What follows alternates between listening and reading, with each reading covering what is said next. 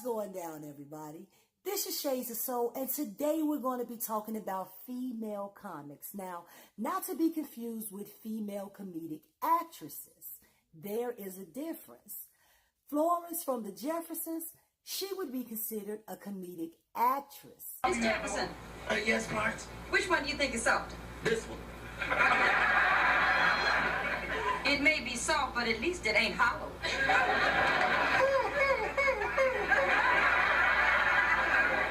You have to excuse my maid. Every time she opens her mouth, her brain takes a coffee break. Of course, you don't have that problem, because you ain't got no brain. This list will focus on female comics who have actually performed stand-up comedy routines. Now, there are two types of stand-up comedy performers. There are straight performers, and these are the type of performers that don't use foul language and they don't speak graphically. And then you have blue performers. These are the performers that do use colorful language and they will speak in a graphic manner. Most of the women on this list are unapologetically blue, but every woman on this list has made a major contribution to the world of comedy. So, let's get into it.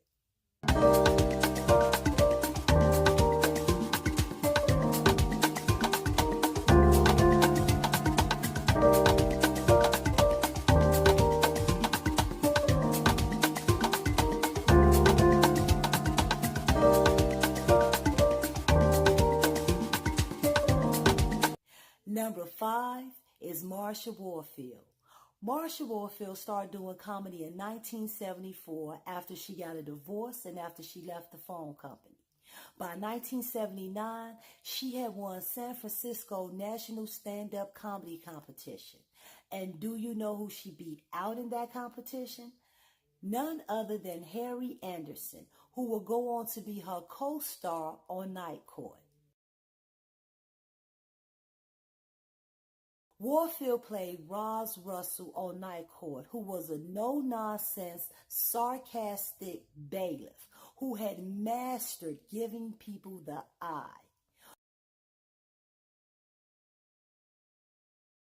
Warfield's stand-up act was blue, but whether on the small screen or on the small stage, she paved the way for a whole generation of comics. She didn't compromise her principles, and she is actually hilarious. Number 5 is Marsha Warfield. I'm glad there's some black people here tonight. That's right. Not loud black people.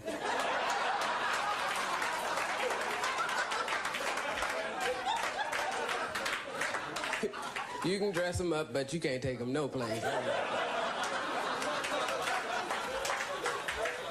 Yeah, I was excited, though, when I found that women could have orgasms. Then I realized that orgasm is right at your fingertips.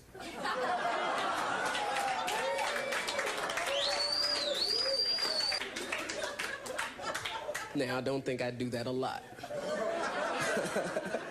But if I had a baby, it would look just like me. The black men are bigger. Now, I don't know where this came from. But y'all take my word for it, okay? Black men are no bigger than anybody else. Black women are smaller.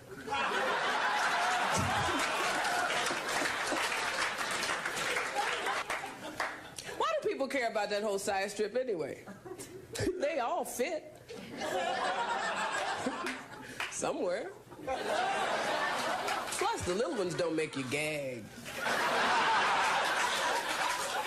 This is not gross. This is important. Because some men pick the damnedest time to want you to talk back to them. You like it, baby? Is it good?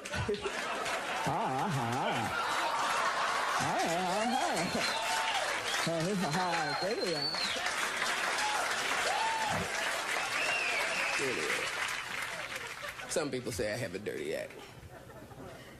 But fuck them.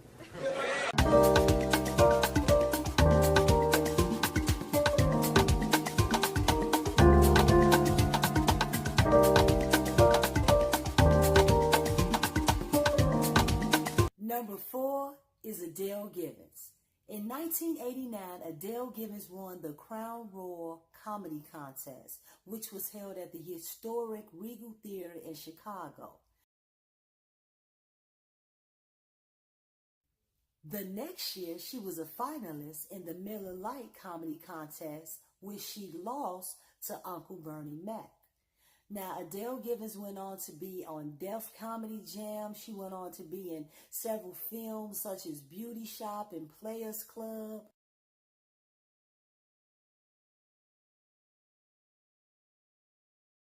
And she has iconic joke after iconic joke. The Such a Fucking Lady routine.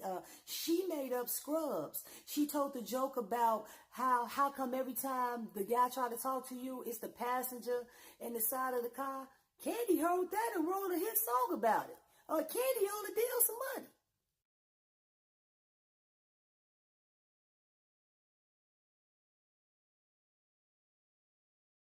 Adele Givens is the hood girl next door who tells it like it is and is side-splittingly funny. Number 4 is Adele Givens.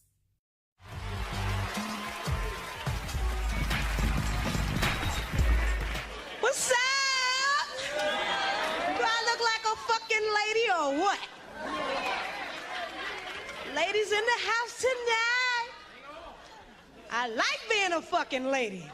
Especially in the 90s, we get to say what the fuck we want to, don't we, girl? That's right. And still be a lady. That's right. Because you know, in old days, they couldn't say the shit they wanted to say. They had the fake orgasms and shit. We can tell niggas today, hey, I want to come, motherfucker. Shit, we got Oprah. I watch Oprah, goddamn, because I ain't got no man. But that's all right, because between Oprah and my gynecologist, I'm satisfied. That's right, I learned to appreciate that fucking pap smear. Talking about once a year bullshit. I see you tomorrow, motherfucker. Shit. 10 inches of iron, hard, safe shit. When he finished, I smoke a fucking cigarette. Ask him, was it good for you too? And some women like foreplay, you know. If you creative enough, you can get foreplay with that fucking pap smear. Oh yeah, all you gotta do is say some shit like, Doc, could I get a breast exam before the pap smear? Maybe a knot in this motherfucker, why don't you check it out?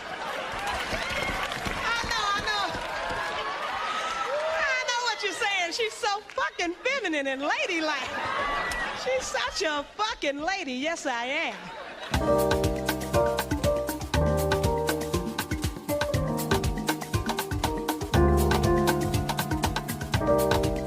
Number 3 is Danitra Vance. After studying drama at the prestigious Webber Douglas Academy in London, Vance returned to the States and headlined her show, Danitra Vance and the Mellow White Boys.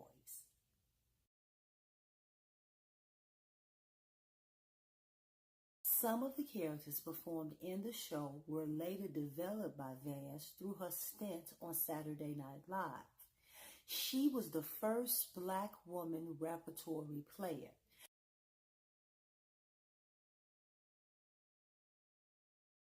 Now, Vance isn't to be confused with Yvonne Hudson, who was the first black woman on Saturday Night Live, but she was only a featured player.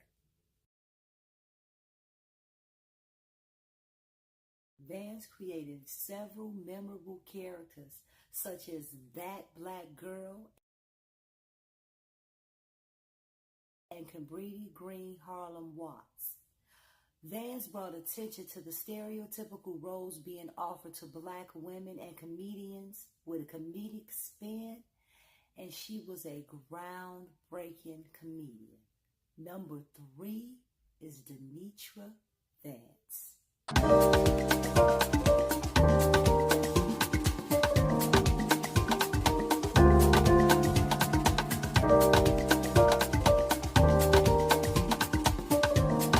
Number 2 is LaWanda Page. Okay, y'all. LaWanda Page was born in Cleveland, Ohio, and at the age of 15 is when she started her career. LaWanda Page was known as the Bronze Goddess of Fire.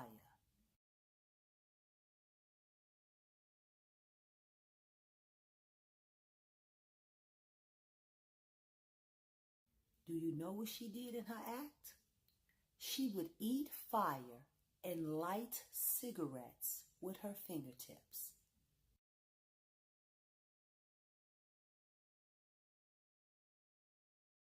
See, that's the shit your aunts and uncles be talking about when they tell you, look here, whippersnapper, you ain't lived none yet. You ain't lived until you ate fire and lit motherfucking cigarettes with your fingertips.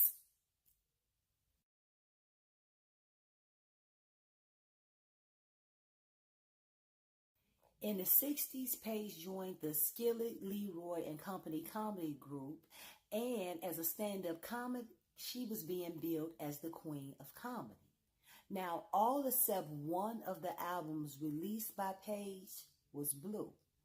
And Page was one of the few women who incorporated the spoken word tradition of the signifying into her act like Dolomite. But the character that LaWanda Page is most famous for is for being the sister-in-law of Fred Sanford on Sanford and Son.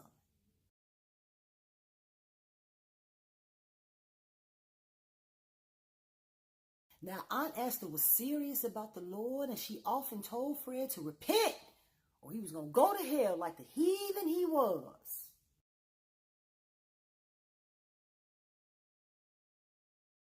Wanda Page's talent ran the full gamut. She was a dancer, she was a variety show performer, she was a comic, she was a spoken word artist, and she was a comic genius. Number 2 is LaWanda Page. He said, I'm going to make you ashamed. I'm going to tell all the neighbors just what you are and just what you've been doing. She said, well, go on down and tell them. I don't give a damn. You can't make me shame. So he goes downstairs and he hollers up to her. I fucked you before we were married. I fucked you before we were married. She opened the window. She hollered back. And you wasn't the only one.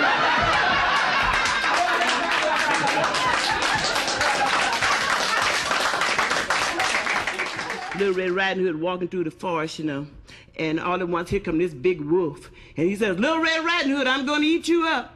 And Little Red Riding Hood was so disgusted, she threw a basket down. She said, oh, shit, hell, ain't they fucking in these woods no damn way?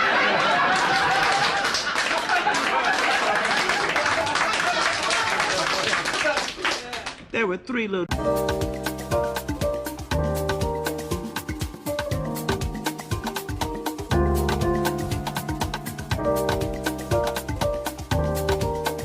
Number 1 is Moms Mabley. Born in Bradford, North Carolina, she was one of 16 children. By age 16, both of her parents had been killed, and upon the urging of her grandmother, she ran away to Cleveland and joined the traveling minstrel show starring Butterbean and Susie, where she sang and performed.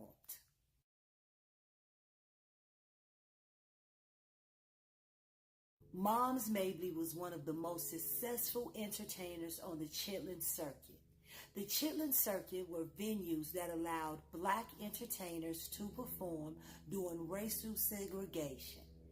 Billed as the funniest woman alive, by the 1960s, Mabley was performing to an even larger audience, such as Carnegie Hall and the Smothers Brothers Comedy Hour.